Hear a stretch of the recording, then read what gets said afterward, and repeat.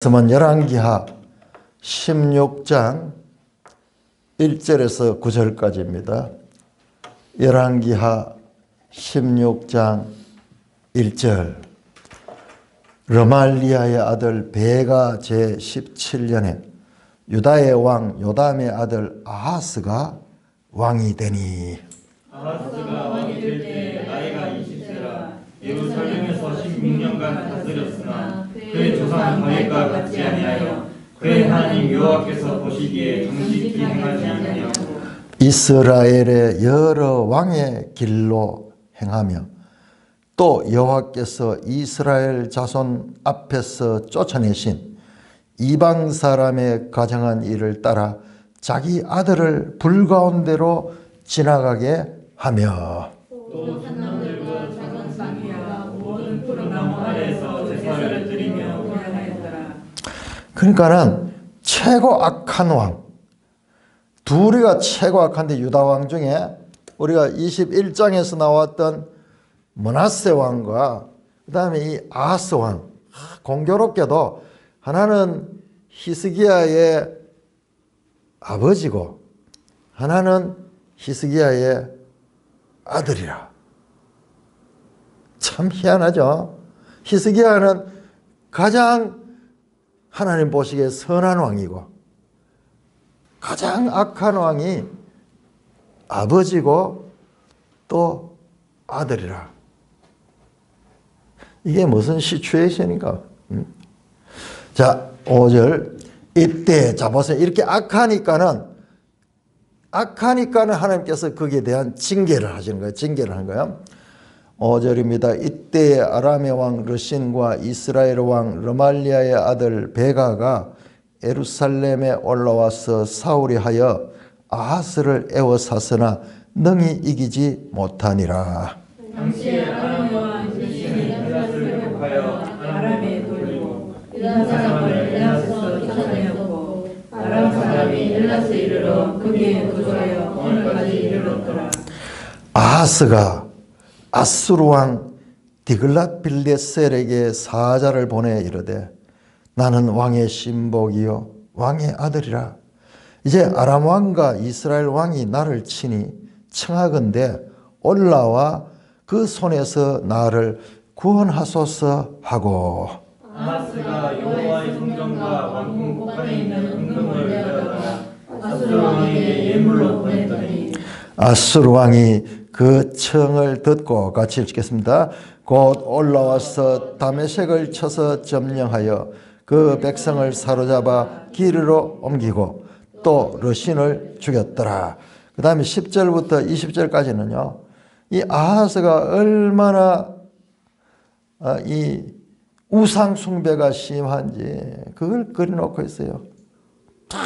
저기 아람 나라에 가서 아람 나라의 그 신전을 그대로 보고 그걸 설계도를 그려가지고 사람을 시켜가지고 성전 안에다가 같이 아람의 신전도 같이 짓고 그야말로 또 성전에 있는 물두멍을 자리에서 옮기고 또 무슨 이 성전에 있던 판을 떼내고 마음대로 성전을 자기 마음대로 그렇게 이 변개하는 그런 하나님 보시기에 악을 행했던 그 왕이 이 아하스 왕입니다.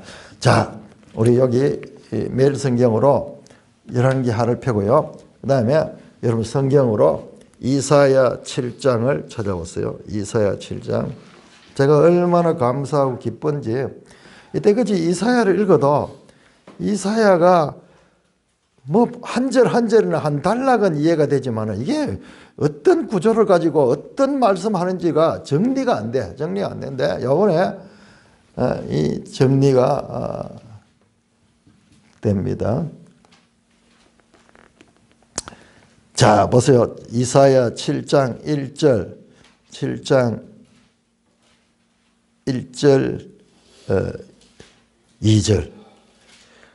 이사야 7장 1절, 2절을 같이 읽겠습니다. 시작. 우시야의 손자요 요담의 아들인 유다의 아하스 왕 때에 아람의 르신 왕과 르말리아의 아들 이스라엘의 베가 왕이 올라와서 예루살렘을 쳐서나 능히 이기지 못하니라. 어떤 사람이 다윗의 집에 알려 이르되 아람이 에브라임과 동맹하였다 하였으므로 왕의 마음과 그의 백성의 마음이 숲이 바람에 흔들림같이 흔들렸더라. 자, 여러분, 이 내용이 지금 열왕기하 16장에 그대로 나왔던 내용이잖아요. 16장에.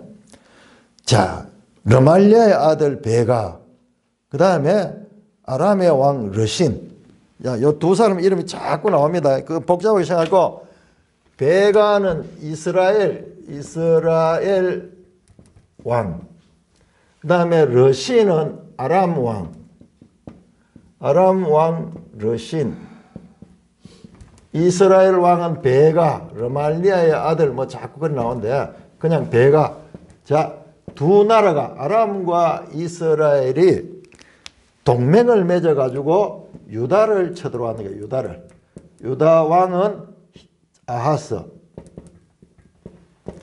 이 아람은 여기 남유다죠. 여기는 북이스라엘이죠.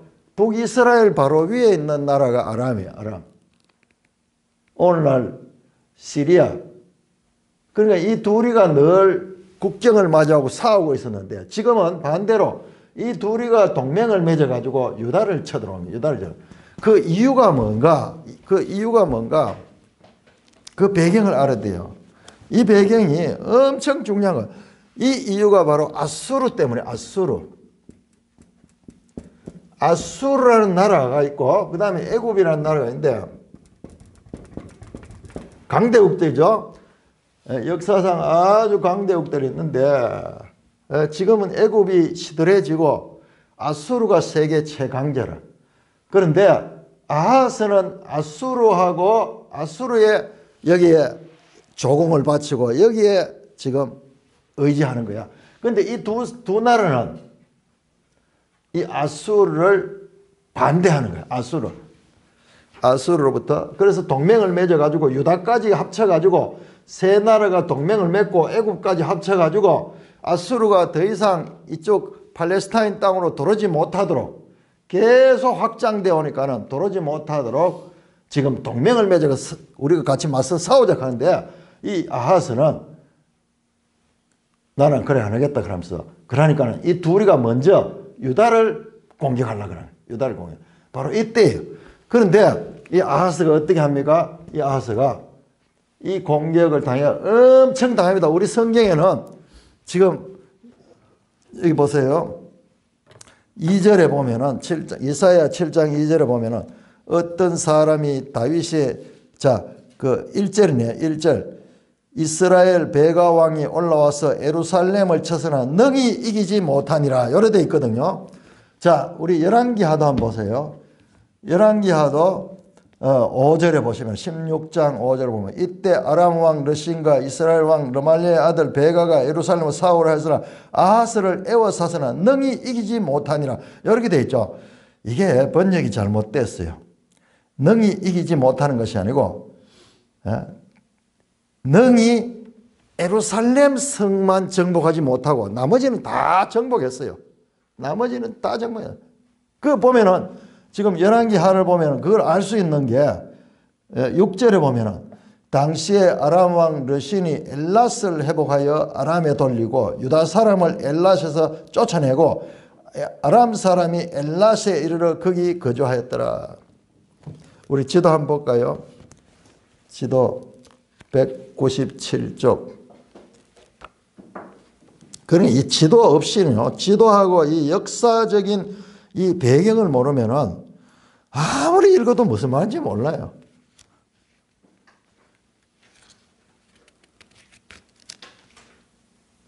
자, 아수르가, 자, 일단 196쪽에 보면 엘랏 장소만 찾아보겠습니다. 엘랏이 어디냐 그러면 엘랏은 제일 밑에 시내산 바로 위에 거기 보세요. 이게 홍해거든요.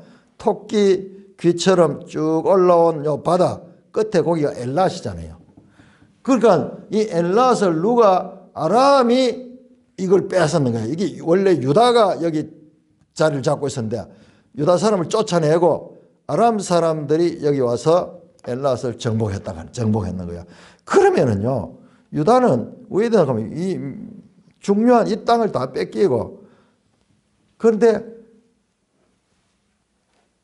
겨우 살아남는 거예요. 역대기를 보면은, 자세히 나와 역대기에 보면은 완전 막 이 두 나라의 공격이 해가지고 아하스가 막 큰 어려움을 겪습니다. 한번 볼까요? 역대하 28장. 너무 복잡해. 이거 찾아보니까는 그렇지만 이걸 봐야 돼요. 역대하 28장. 이 장면이 딱 나오거든요. 역대하 28장 유다왕 아하스 시대에 5절에서 자, 5절에 보세요. 역대하 28장 5절. 그러므로 그의 하나님 여호와께서 그를 아람 왕의 손에 넘기시매 그들이 쳐서 심히 많은 무리를 다메섹으로 사로잡아 다메섹으로 가서 또 이스라엘 왕의 손에, 보세요. 아람 왕 이스라엘 왕이 유다를 공격해 가지고 많은 사람들을 보세요. 6절에 보시면 5절에 이스라엘 손에 넘기심에 그가 쳐서 크게 살육하였다. 이는 왜 그렇게 죽었느냐? 그의 조상들의 하나님 여호와를 버렸습니다. 르말리아의 아들 베가가 유다에서 하루 동안에 용사 12만 명을 죽였고 에브라임의 용사 시그리는 왕의 아들 마시아와 국내 대신 아스리감 총리 엘간을 죽였다. 완전 유다가 박살이 났어요. 박살이 나서. 그런데 예루살렘만 정복 안 되겠지. 나머지는 막 엄청난 이 두 나라에 의해 가지고 여기 박살나. 그래서 이 아하스가 아수르에게 이때 이 아수르 왕이 디글랏벨레세르 그냥 예수 믿으면 구원받고 이게 좋은데 구약성이 하나가면 이게 역사 공부를 다 했네. 이 최대 이 아수르가 지금 한데 이 왕에게 도움을 요청하는 거예요. 그 내용이 열왕기하 이 오늘 16장 7절에 나오잖아. 7절에 나오잖아. 아하스가 아수르 왕 디글랏빌레세르에게 사자를 보내가지고 긴급하게 보내가지고 우리 좀 도와달라. 내가 돈은 얼마든지 줄 테니까는 도와서 저놈들을 쫓아내라. 그래서 보세요. 거기에 7절에 나는 왕의 신복이요 왕의 아들입니다. 이제 자기를 낮추고 아수르 왕을 막 높이면서 도와달라고. 그런 게 이거는요 외교적인 표현이에요. 나는 당신의 봉신국입니다. 우리나라는 당신의 봉신국입니다. 당신은 우리의 종주국입니다. 그런 표현이에요. 그러니까는 이 봉신국이 어려움을 당해서 종주국이 도와달라고. 그러면서 8절에 보면은 아하스가 여호와 성전과 왕궁 곳간에 은금을 내어다가 아수르 왕에게 애물로 보냈다. 돈을 다 막 모아가지고 애물로 보내니까. 그러니까 9절에 아수르 왕이 그 청을 듣고 올라서 먼저 다메섹을 쳤냐. 다메섹이 어디냐 그러면 아람의 수도예요.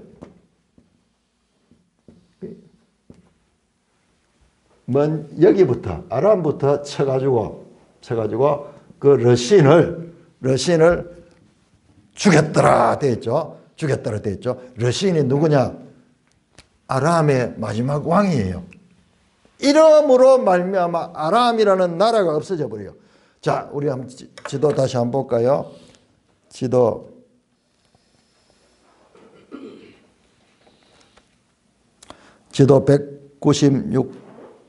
186쪽을 보세요. 186쪽.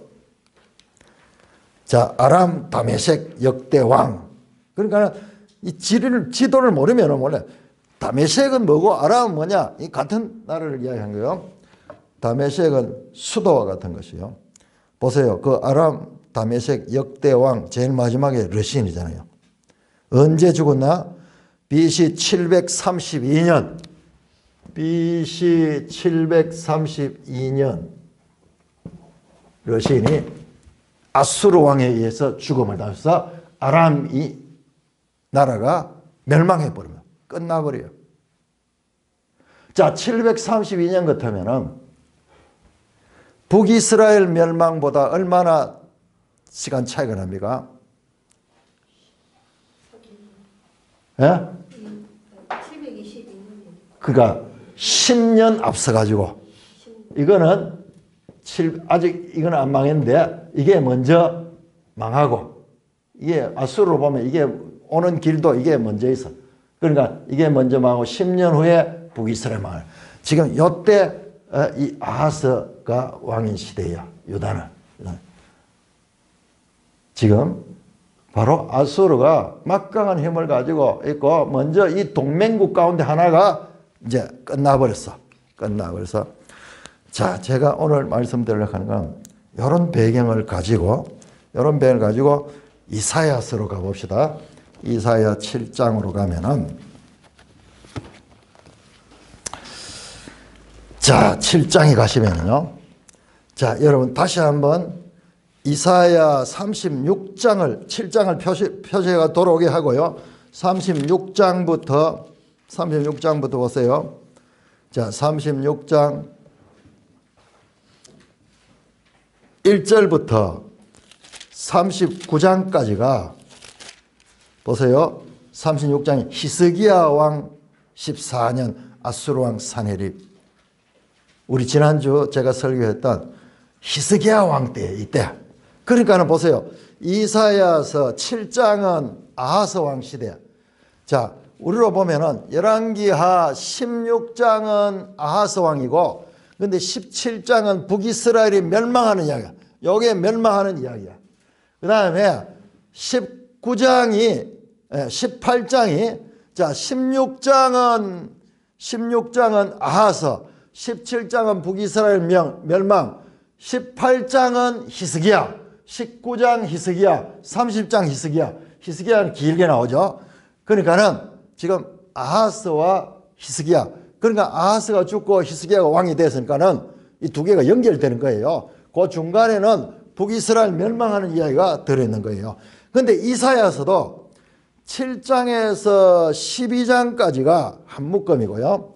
그 다음에 요 36장부터 이 39장까지는 히스기야 역사니까는 지금 열왕기에 요 부분들이 딱 연결되는 거예요. 그런데 우리가 열왕기를 보면은 히스기야 시대에는 이사야가 나오잖아요. 실제 히스기야 시대의 역사 가운데 이사야가 나와가지고 이사야에게 기도 부탁하고 이사야가 하나님의 신탁을 전해주고 이런 내용이 나오잖아요. 그런데 이사야서를 보면은 아하스 왕 시대에도 이사야가 엄청나게 많은 하나님의 계시를 줬는 내용이 나오는 거예요. 그러니까 이사야 7장에서 12장까지는 우리 열왕기에는 안 나오지만은 이사야 선지자가 그 아하스 왕 때 아주 열정적인 활동을 했던 내용이 나옵니다. 봤듯이 이 아하스가 누구예요? 가장 악한 왕이었죠. 가장 악한 왕이었죠. 자, 그래서 다시 이사야로 들어갑니다. 자, 이렇게 두 개를 연결시켜서 이제 이사야로 와야 돼요. 그러니까 이사야를 이런 내용 없이 이사야만 보면은 뭔가 알 것 같다가도 또 저는 연결이 안 돼. 내가 오늘 자, 봅시다. 7장 1절 지금 상황은 이런 상황. 지금 이 아람과 북이스라엘이 남유다를 치려고 공격해왔던 상황이에요. 그러니까는 왕이 어땠나, 아하스가 어땠느냐. 어떤 사람이 다윗의 집에 알려 이르되. 여러분, 왜 다윗의 집이라고? 다윗의 집이 뭘까요? 이게 무슨 누구에게 알렸다는 말일까요? 어떤 사람이 다윗의 집에 알렸다 하는데 이거는 누구를 지칭하겠다? 왜 다윗의 집이라 했을까요? 다윗의 집에 알렸죠. 이게는 아하스 왕에게 알렸다는 거예요. 왕에게. 다윗의 집은 왕족이잖아요. 그러니까 지금 이런 표현에서도 다윗 언약을 하나님은 지금 말씀하는 거예요. 다윗 언약을 하나님은 잊지 않는 거예요.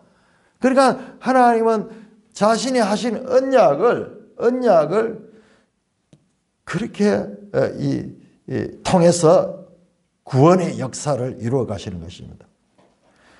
자, 그러니까는 아람이 에브라임과 동맹하였다. 자, 에브라임이 왜 나오나? 갑자기 또 아람과 에브라임은 북이스라엘의 수도격이 에브라임이죠. 여기는 다메섹이 수도격이듯이. 이러니까 복잡죠. 또 에브라임이 나오기, 이건 또 뭐지? 같은 이야기요. 이 아람하고 북이스라엘이 쳐내려왔다 그러니까는 왕의 마음이, 왕과 그의 마음이, 왕의 마음과 그 백성의 마음이 숲이 바람의 흔들림 같이 흔들렸더라. 지금 두려워서 벌벌 떨고 있는 거예요. 그런데 보세요. 그때 바로 이와 같대. 우리 열왕기하 16장에도 이 장면 나오잖아요. 이때에 열왕기하는 안 나오지만은 이사야서는 하나님이 이 아하스 왕에게 어떻게 역사했는가 나옵니다. 3절에 그때 여호와께서 이사야에게 이르시되 너와 네 아들 스알야숲은 윗못 수도 끝 세탁자의 밭 큰 길로 나가서 아하스를 만나라. 아들을 데리고 가라 그래요. 아들을 데리고 가라. 아들이 하나인데 아들 하나의 이름이 스알야숲이라. 스알야숲.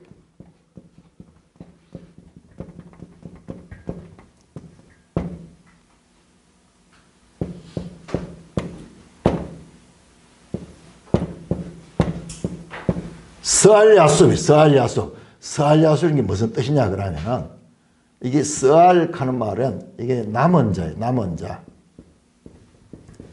야수브 하는 수브 하는 게 돌아온다. 아들 이름이 남은 자는 돌아온다 하는 뜻을 가지고 있어요. 그러니까 하나님이 이사야 선지자에 그 아들 이름을 통해 가지고 하나님의 뜻을 새겨가지고 그래서 그 아들 스알야숲과 함께 가라. 그러면 왕이 보면은 이사야는 왕족이에요. 왕족. 이사야는 왕족입니다. 그래서 이사야가 계속 히스기야하고도 계속 만나고 이런 거 나오죠. 그러니까 아하스 왕이 이 아들을 보면 알 거예요. 자가 이름이 뭔가 스알야숲이다. 남은 자는 돌아온다. 이게 뭐냐 그러면은 바로 6장 한번 보세요. 6장 13절. 6장 13절에 바로 이사야서의 핵심 주제가 이거예요. 그 중에 10분의 1이 아직 남아있을지라도 이것도 황폐하게 될 것이니 밤나무와 상술나무가 배임을 당하여도 거루터기는 남아있는 같이 거룩한 씨가 이 땅에 거루터기니라. 이 땅 가운데서 남은 자 끝까지 믿음을 잃지 않고 바알에게 무릎 꿇지 않는 남은 자 같은 그 남은 자는 반드시 돌아온다 하는 그런 애를 다리고 그리 가는 거예요. 그러니까 지금 왕은 지금 덜덜덜 떨고 있는데 그 왕을 만나가지고 갔을 적에 하나님의 말씀을 전합니다. 4절 그에게 이르기를 너는 삼가며 조용하라. 르신과 아람과 르말리아의 아들이 심히 노할지라도 이들은 연기나는 두 부지깽이 거루터기에 불과다. 이거예요. 르신은 아람, 그 다음에 르말리아 아들 베가. 이 둘이가 심히 노해서 너를 치러 올지라도 너는 그것들은 아무것도 아니다. 연기나는 두 부지깽이 거루터기에 불과하다. 부지깽이가 무슨 말인지 모르죠. 청년들은 모르죠. 부지깽이가 옛날에 부엌에 가면요, 전 불을 떼니까는 그 불 떼는데 이렇게 하는 그 막대기, 그러니까 끝에는 막 타기도 하고 이랬죠. 별 보잘것없는 것이다 하는 그런 뜻이에요. 두려워하지 말고 낙심하지 말라. 5절에 아람과 에브라임과 르말리의 아들이 악한 깨로 너를 대적하여 이르기를 우리가 올라가 유다를 쳐서 그것을 쓰러뜨리고 우리를 위하여 그것을 무너뜨리고 다부엘의 아들을 그 중에 세워 왕으로 삼자 하였으나, 이게 무슨 말이냐 하면은 이 두 나라가 공격해가지고 유다를 공격해가지고 유다의 아하스 왕을 죽여버리고 그 다음에 자기들이 그 다부엘이라는 사람을 그 유다 사람이야. 자기들 하면 미리 딱 짜는 게 다부엘을 갖다 왕으로 세우자, 그런 계획을 가지고 그렇게 그 중에 세워 왕으로 삼자 하였으나 주 여호와의 말씀은 그 일은 서지 못하며 이루어지지 못하리라. 이 두 나라가 그런 깨를 가지고 와서 다윗의 집을 멸문지화시켜버리고 아하스를 죽여버리고 자기들이 세우는 아람파가 되겠죠. 자기들과 통하는 그런 유다 사람을 왕으로 세우겠다는 거예요. 그리고 하나님께서 그것은 서지 못하며 이루어지지 못한다. 아무것도 아니다. 아무것도 아니다. 자, 9절에 보시면 끝에 보세요. 끝에 9절. 너희가 굳게 믿지 않으면 너희가 굳게 서지 못하리라. 믿으면 안 된다. 내가 이렇게 작정해도 네가 믿어야 된다. 믿어야 된다. 굳게 믿어야 돼. 믿으면은 굳게 서게 될 것이고, 굳게 믿지 않으면은 굳게 설 수 없다는 말이에요. 하나님이 이렇게 작정을 해도, 하나님께서 이렇게 작정해도 눈앞에 지금 이 강한 나라 동맹이 와가지고 이 유다를 그렇게 없애버리고 왕을 죽여버리고 그 다음에 자기들 마음대로 딴 왕을 세워가지고 그렇게 할지라도 그거는 내가 그것을 허락하지 않는다. 왜? 보세요. 이 사람들이 뭘 모르냐 하면 하나님의 언약적 구속사의 흐름은 다윗 후손을 통해서 이어지는데 다부엘의 아들을 세우려고 그러잖아요. 그러면 이거는 절대 안 되는 거예요. 우리가 이걸 반해야 돼요. 이런 때는 하나님이 개입하시는 거예요. 하나님의 구속사의 흐름은 다윗의 후손, 그러니까는 이 다윗 왕가를 통하여서 하나님의 구속사가 이어지는데 이 두 나라가 와서 이 다윗 후손의 이 왕가를 없애버리려고 그러냐. 이건 하나님이 개입할 수밖에 없는 거예요. 이들은 모르니까는 자기들 마음대로 그렇게 하는데, 그래서 하나님께서 결코 그것은 허락할 수 없다. 아니, 우리 생각에는 이런 악한 왕인데, 이 하나님께 불순종하는 그런 왕인데, 그럼에도 불구하고 하나님의 약속, 다윗 가문에 그 가문을 통해서 왕위를 이어가는 거예요. 왕위를. 자, 그러면서요, 10절 보세요.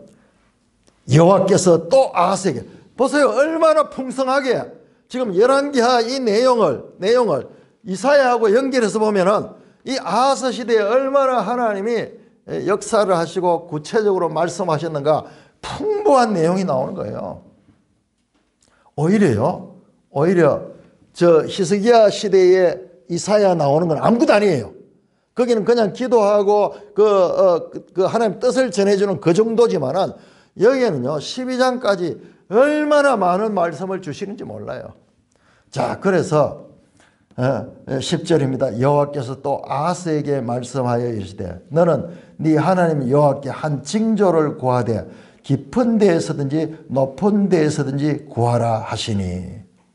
자, 하나님께서 앞에서 말씀한 대로 이 두 나라가 쳐들어와도 내가 반드시 너희들을 지켜줄 것이며 그들의 뜻이 이루어지지 못할 것이다. 그러니까 두려워하지 말고 믿음을 가지고 순종해라. 그러면서 내가 그것을 확실하다는 것을 하나의 사인을 보여주겠다. 네가 무슨 징조든지 구하라. 예? 뒤에 보면 징조 구하는 거 나오죠. 히스기야는 무슨 징조 구했습니까? 하나님, 그렇다면 이 해시계가 뒤로 15도 물러가게 해 주십시오. 내 생명을 연장해 주신다는 그 징표로 해시계가 뒤로 물러가게 하시는 그걸 보면은 나를 15년 생명을 연장해 주신 것이 하나님께서 하신 것이란 것을 믿겠습니다. 내가 믿을 수 있는 사인을 하나 달라고 그렇게 하잖아요. 그런데 이 왕은요, 무슨 징조든지 구하라 그런 거예요. 구하라 그런 거예요. 하나님께서. 그러니까는 깊은 데서든지 높은 데서든지 구하라. 여러분 깊은 데가 뭐예요? 깊은 데 바다잖아요. 바다. 높은 데 뭐예요? 하늘이잖아요. 하늘. 이것도 우리 신명기 30장 나오지. 저 하늘 끝에 가서 구하라 함도 아니요. 그 바다 속에 가서 구하라. 바다 건너가서 구하라 함도 아니요. 이게 로마서에는 무저갱이 간대. 무저갱이 깊은 거죠. 끝이 없는 밑으로 내려가는 거예요. 무엇이든지 다 징조를 구하더라도 하나님께서 그걸 보여주시겠다는 거예요. 하나님은 그런 것도 아무것도 아니야. 그러니까는요, 12절에 보면 아하스가 답변하는데 놀랍게도요, 나는 구하지 아니겠나이다. 나는 여호와를 시험하지 아니겠나이다. 우와. 어떻게 보면요, 아하스가 엄청 믿음이 좋아요. 그거 없어도 됩니다.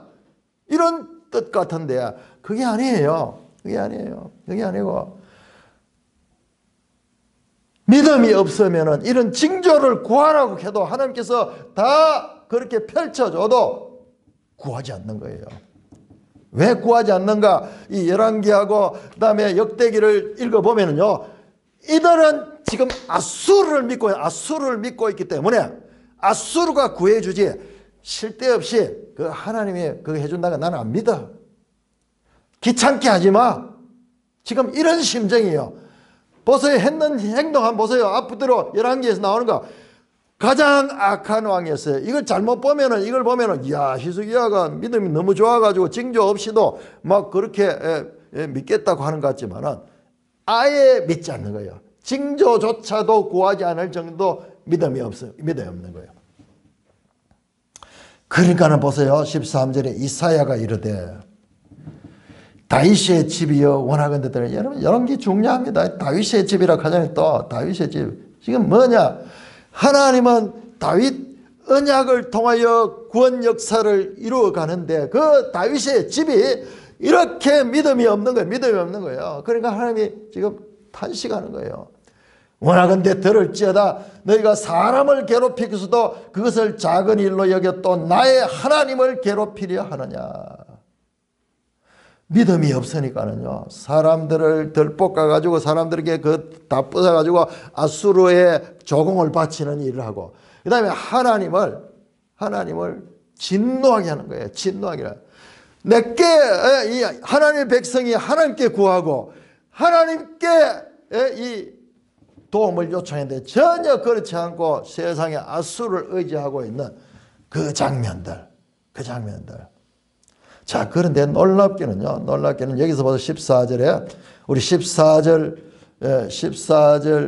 15절 우리 같이 한번 읽겠습니다. 7장 14절 시작.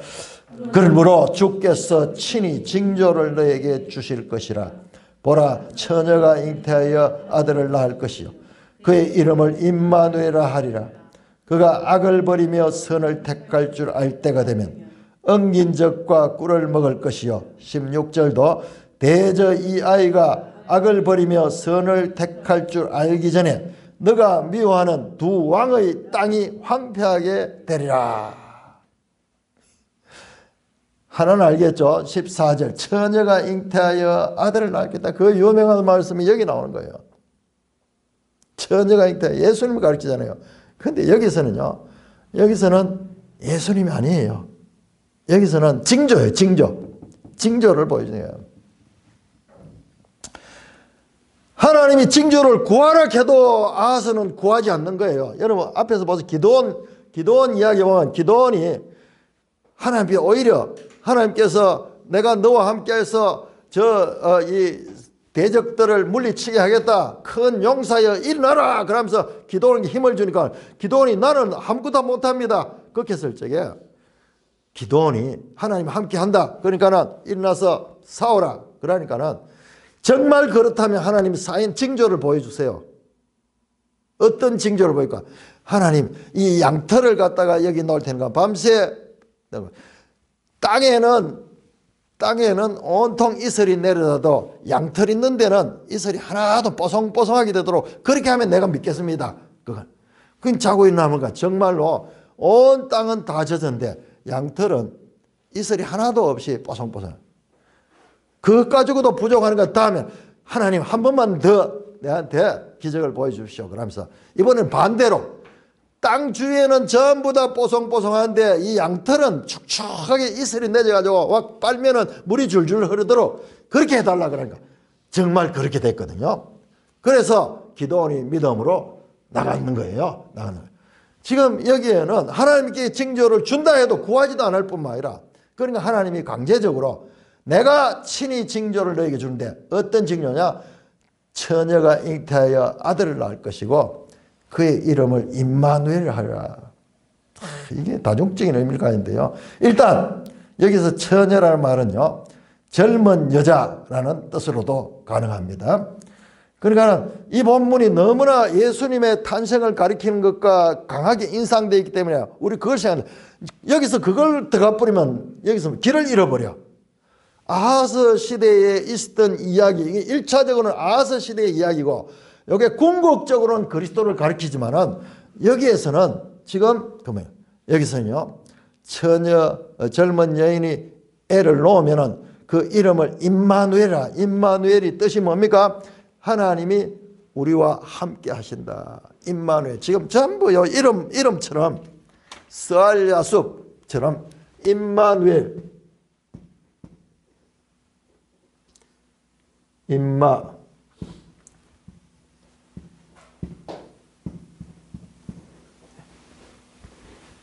임마누엘.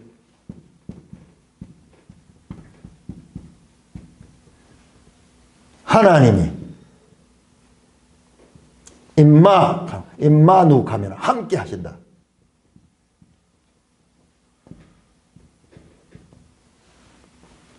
이름에다가 그 애 이름을 임마누엘이라고 짓게 되면 그런데 이 아이가 내용을 잘 봐야 됩니다. 여기서 우리가 막 길을 잃어버리면 안 돼요. 그런데 그렇게 해서 아들을 놓을 것이고 그가 15절에 그 아들이요 악을 버리며 선을 택할 줄 알 때가 되면 이게 무슨 말이냐 그러면은 이스라엘에는 성인식 그때 성인이 되면 13세부터는 성인이 되는데 그때부터는 율법을 배워 율법을 토라를 배웁니다. 그러면은 이제 이스라엘의 성인으로 인정해 주는 거예요. 그리고 어른이 되는 과정인데 그게 뭐냐 토라를 배우는 거예요. 이게 뭐냐 악을 버리며 선을 택할 줄 알 때가 되면 그걸 가르치는 거예요. 한 13세 정도 성인식 할 때. 그전에는 천지분간을 못하고 살지만 이제 우리로 치면 철이 들었을 때, 철이 들어가지고 그렇게 살 때. 그러니까 한 13살 정도 되는 그때가 되면은 엉긴젓과 꿀을 먹을 것이다. 이게 이제 엉긴젓은 버터 같은 거, 이런 거. 꿀은 꼭 벌꿀이 아니고 이스라엘 대추야자 열매 하는 게 있어. 그런 열매를 먹게 되고, 그 다음 보세요. 대저 이 아이가 악을 버리며 선을 택할 줄 알기 전에 네가 미워하는 두 왕의 땅이 항변. 두 왕의 이거잖아요. 이거 아람과 이 북이스라엘. 이 두 개 나라가 다 망할 것이다. 그러니까 아기가 태어나서 13살이 되기 전에 이 두 나라가 망할 것이다. 아까 봤잖아요. 732년에 BC 732년에 아수르 멸망. 요거는 뭐 거의 한 2년 이 말씀이 주고 한 2년 후에 망했고 그 다음에 북이스라엘 722년에 망했으니까는 북이스라엘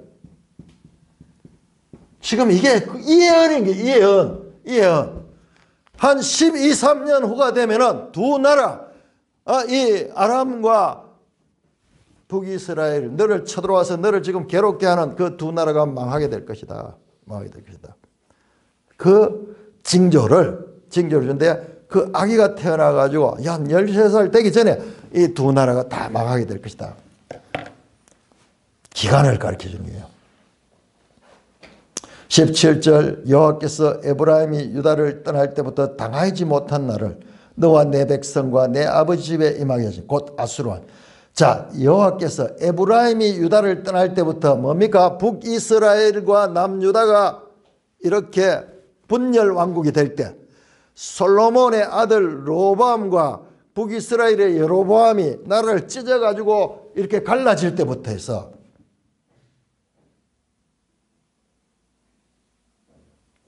당하여 보지 못한 일을 너와 내 백성과 내 아버지 임하여 곧 아수르 왕이 이걸 누가 하느냐? 아수르 왕이 와서 아수르 왕에서 이 아람과 이 에브라임 즉 북이스라엘을 망하게 하실 것이라는 말씀입니다.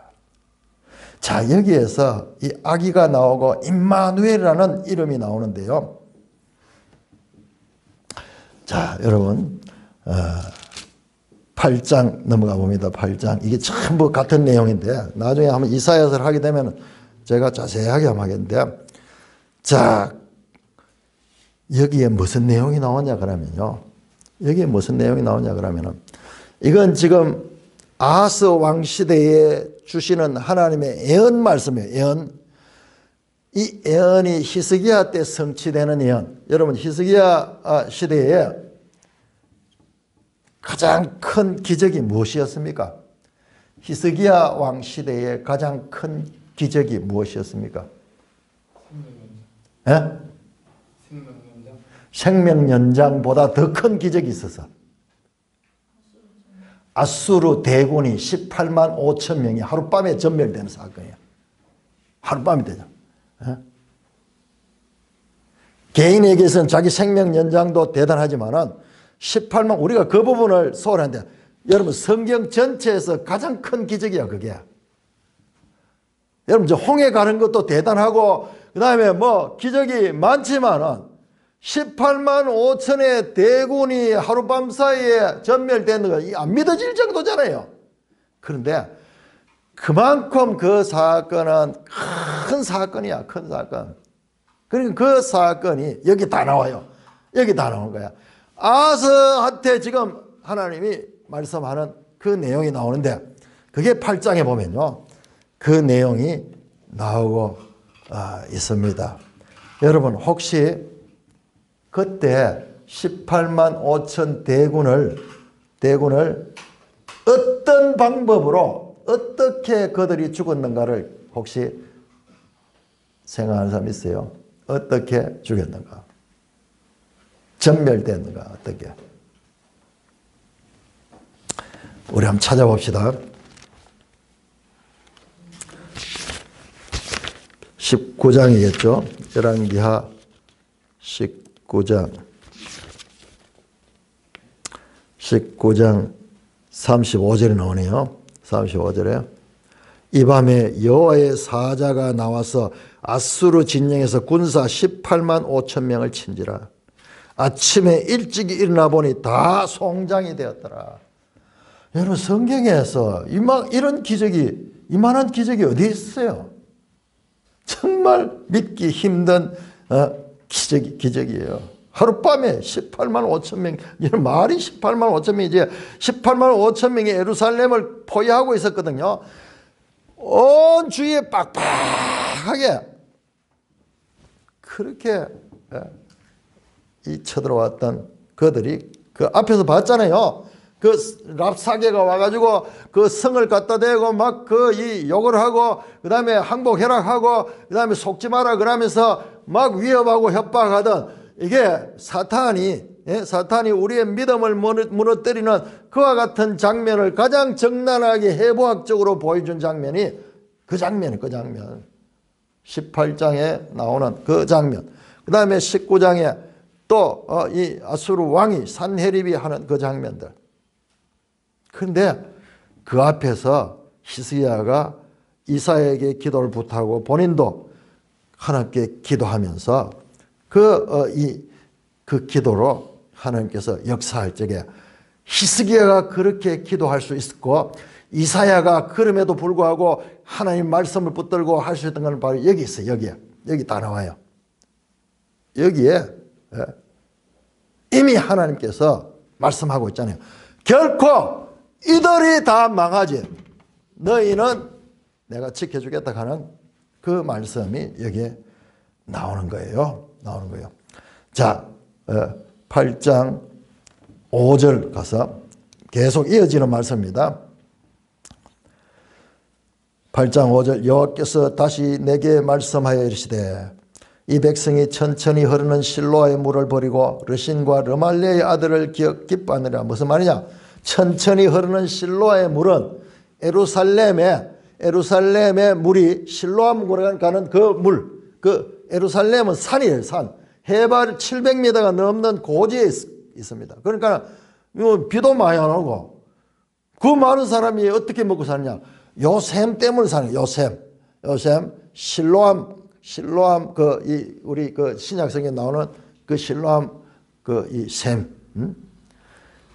이걸 버렸다 하는 것은 이건 하나님과 예루살렘을 버리고 어디 갔느냐? 르신과 르말리의 아들. 르신 누굽니까? 아람 왕. 르말리의 아들 누굽니까? 에브라임 왕. 북이스라엘 왕. 이걸 의지하고 있다. 그러므로 내가 곧 흉용하고 창이란 큰 하수 곧 아수르 왕과 그의 모든 위력으로 그들을 뒤덮을 것이다. 큰 하수, 저 유브라데 강 같은 거. 여러분 여기에 예루살렘에 있는 이 물은 쫄쫄쫄하지만 유브라데 강은 어떻습니까? 큰 강이잖아요. 세계에서 유명한 큰 강이잖아요.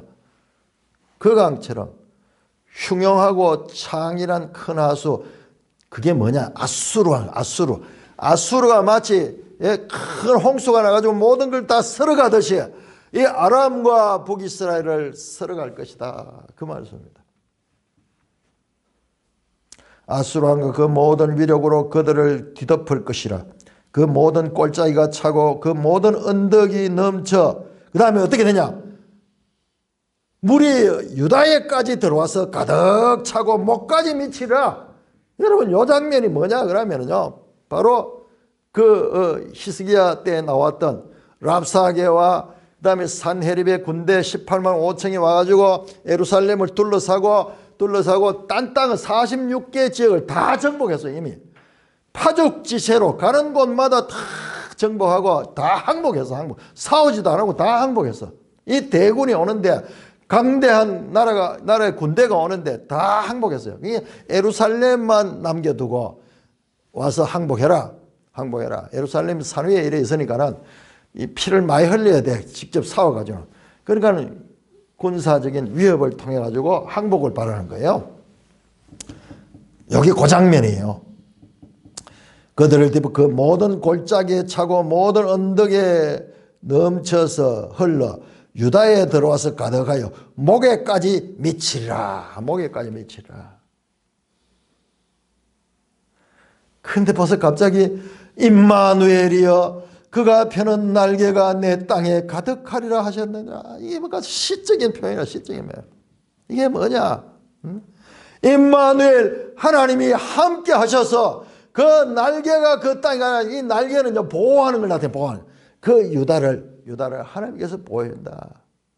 이 아람과 북이스라엘은 아수르에서 망할지라도 이 유다는 온 땅이 다 정복되고 그 목만 남아 있어가지고 숨만 깔딱깔딱 쉬고 있는 그런 상황이지만 임마누엘 하나님이 그 땅을 가득 지켜서 그 땅에 날개가 가득하다. 날개로 보호해주는.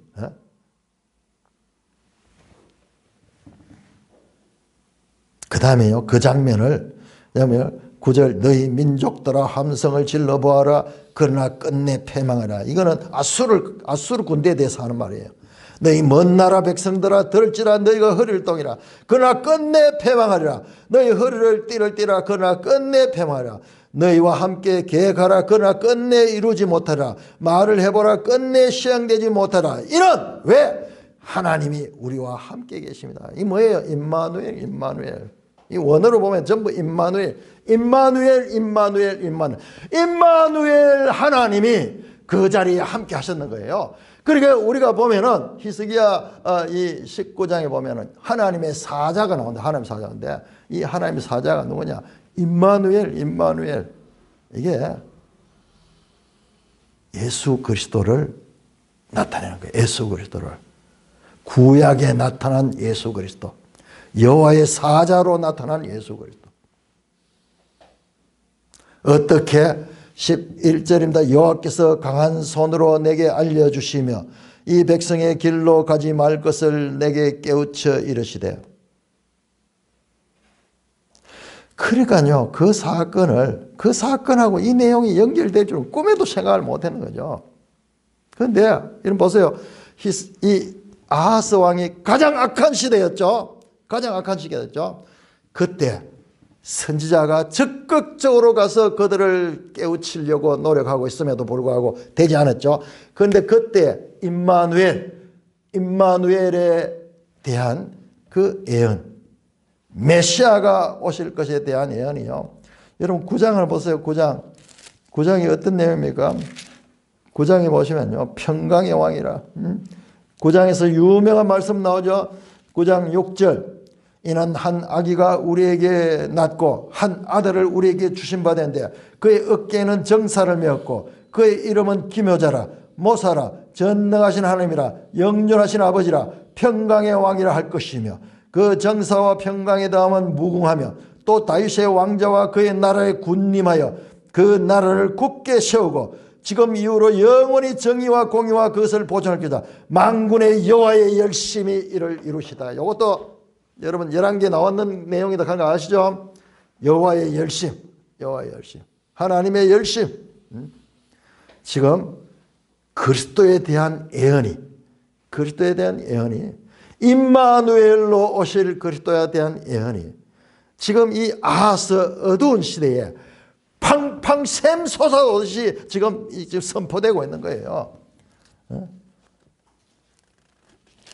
11장 유명한 또 11장 보시죠.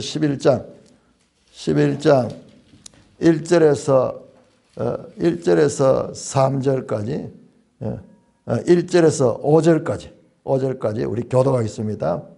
이것도 여러분 이게 선포는 되는데 이게 어떤 배경에서 누구를 가리키는가가 우리가 몰랐는데 이걸 연결되는 거예요. 연결.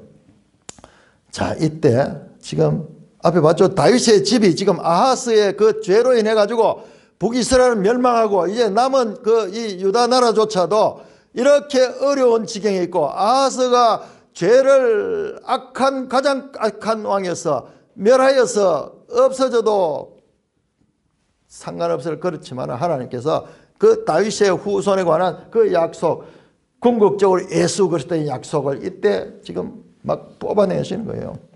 자, 11장 1절. 이새의 줄기에서 한 삭이 나며 그 뿌리에서 한 가지가 나서 결실할 것이요.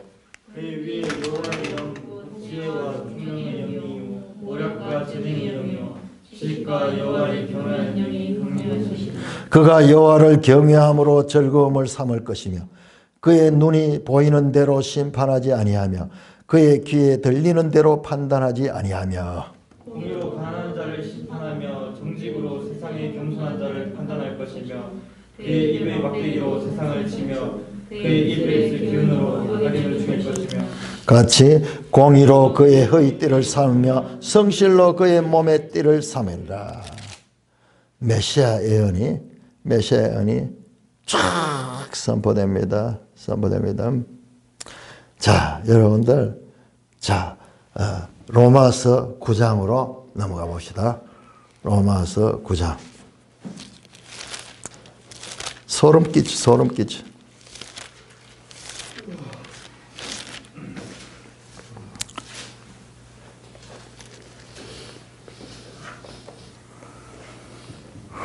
로마서 9장 27절. 9장 27절. 또 이사야가 이스라엘에 관하여 외치되 이스라엘 자손들의 수가 비록 바다의 모래가 될지라도 남은 자만 구원을 얻으니 주께서 땅에서 그 말씀을 이루고 속히 시행하시리라 하셨느니라. 남은 자는 돌아오리라. 스알야숲 하는 스알야숲. 남은 자는 돌아올 것이다. 그 이사야 사상을 말씀하고 그 다음에 29절에 보세요. 또한 이사야가 미리 말한 바 만일 만군의 주께서 우리에게 씨를 남겨두지 않았다면 우리가 소돔같이 되고 고모라같이 되었을지. 30절 보세요. 그런즉 우리가 무슨 말을 하여 의를 따르지 않은 이방인들이 의를 얻으니 곧 믿음에서 난 의요. 의의 법을 따라간 이스라엘은 율법에 이르렀으니 어찌 그러냐. 그들은 믿음을 의지 않고 행위를 의지함이라 부딪힐 돌에 부딪혔느라. 보라, 내가 걸림돌과 거치는 바위를 씌워내더니 그를 믿는 자는 부끄러움을 당하지 아니하리라. 자, 이게요. 이게 이사야 8장 14절 한번 찾아보세요. 이사야 8장 14절.